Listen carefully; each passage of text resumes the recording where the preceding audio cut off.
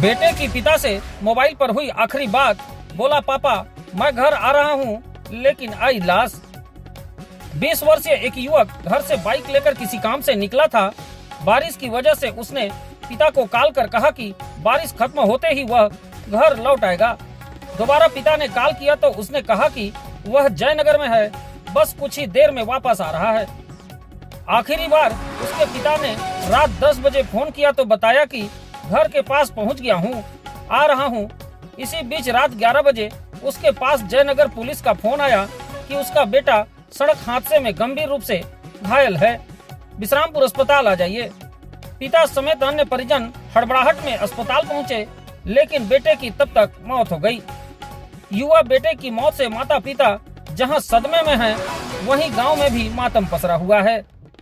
दरअसल सूरजपुर जिले के जयनगर थाना क्षेत्र अंतर्गत ग्राम संबलपुर सेमरा निवासी 20 वर्षीय सत्येंद्र मानिकपुरी पिता जागेश्वर मानिकपुरी सोमवार की शाम करीब 6 बजे अपनी बाइक क्रमांक CG 15E के 8902 से लटोरी जाने की बात कहकर निकला था।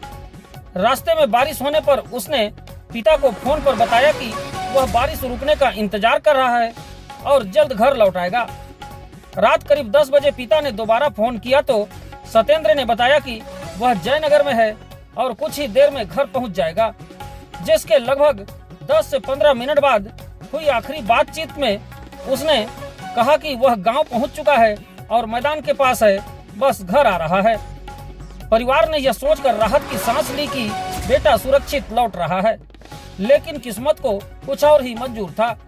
रात करीब 11 बजे जयनगर से पुलिस का फोन आया कि जयनगर स्थित स्वामी आत्मानंद स्कूल के पास NH 43 पर सत्येंद्र सड़क हादसे में गंभीर रूप से घायल है, उसे विश्रामपुर अस्पताल लाया गया है।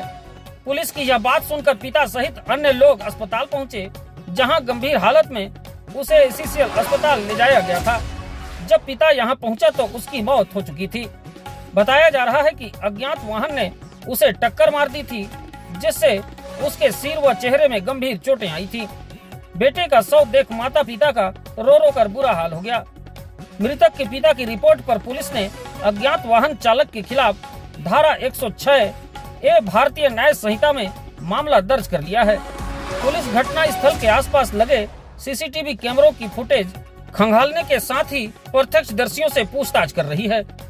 फरार वाहन और उसके चालक की तलाश जारी है।